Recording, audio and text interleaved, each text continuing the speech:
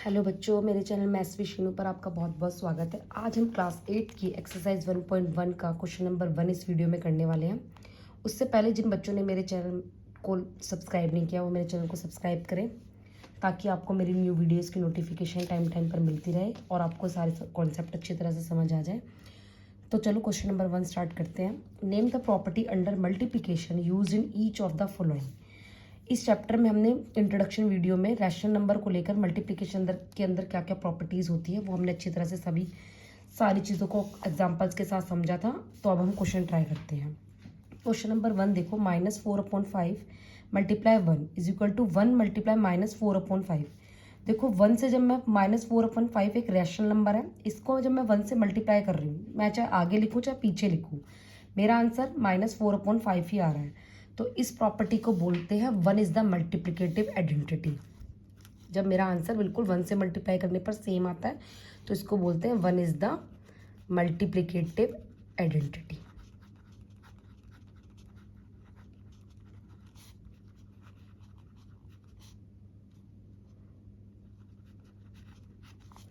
Second question में आप देखो, -13/17 multiply -2/7 is equal to -2/7 multiply -13/17।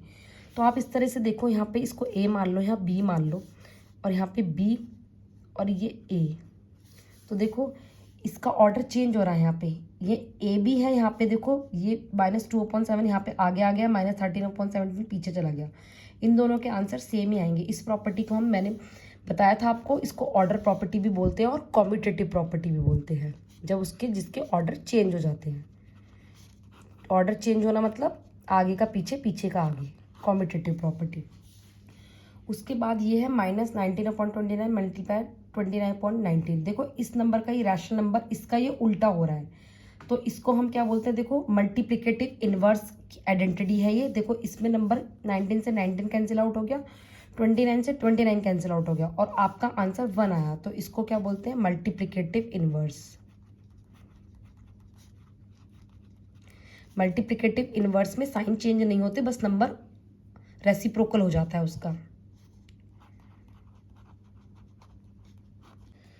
तो क्वेश्चन नंबर 2 जो कह रहा है, tell what property allows you to compute 1/3 multiply 6 multiply 4/3 as 1/3 multiply 6 multiply 4/3। तो देखो इस क्वेश्चन में आप क्या देखो, यहाँ पर इन दोनों नंबर्स की ग्रुपिंग हो रही है, 6 मल्टीप्लाई 4/3।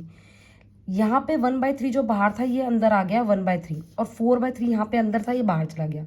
तो ये आपने क्या पढ़ा था कि a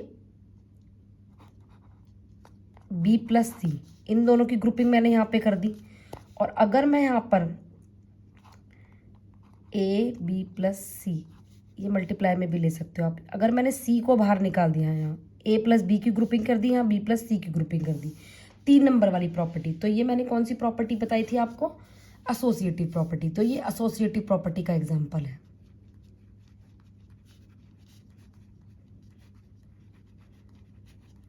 तीसरा क्वेश्चन कह रहा है, the product of 2 rational number is always a rational number. अगर हम 2 रैशनल नंबर का प्रोडक्ट निकालते हैं वो हमेशा रैशनल नंबर ही आता है। मैं इसको एक एग्जांपल से समझा देती हूँ। मान लो 2/3 है, इन दोनों का प्रोडक्ट मतलब मल्टीप्लाई। यहाँ पे 4/3 है, तो 4 2 ज़ा 8/3 3 ज़ा 9। तो देखो यहाँ पर तो नंबर ना कटने वाले आ रहे हैं, लेकिन अगर कोई कटने वाला नंबर हो, मान लो 2 2 ज़ा 4 है, 3 मल्टीप्लाई 2 है ये, तो 2 2 ज़ा 4, 3 2 ज़ा 6, 2 2 ज़ा 4, 2 3 ज़ा 6। अगर यहाँ पे सिर्फ 2 भी आता तो भी ये एक रैशनल नंबर कहलाता। क्यों? क्योंकि आप इसके नीचे 1 लगा देते। इसीलिए the product of 2 rational number is always a rational number. जब कभी हम 2 नंबर का रैशनल नंबर का प्रोडक्ट निकालते हैं तो वो हमेशा रैशनल नंबर ही आता है। आई होप आपको ये एक्सरसाइज 1.1 के तीनों क्वेश्चन बहुत अच्छी तरह से समझ आ गए होंगे। इसी तरह से और चैप्टर्स को समझने के लिए और क्वेश्चंस को देखने के लिए मेरे चैनल मैथ्स विद शीनू को सब्सक्राइब करें, लाइक करें, शेयर करें, बेल आइकन ज़रूर दबाएं ताकि आपको मेरी न्यू वीडियोस की नोटिफिकेशन टाइम टाइम पर मिलती रहे। तो नेक्स्ट वीडियो में हम chapter 2 linear equation in 1 variable के कॉन्सेप्ट्स को समझेंगे। वो एक इंट्रोडक्शन वीडियो होगा जिसमें आपके सभी कॉन्सेप्ट्स को क्लियर किया जाएगा।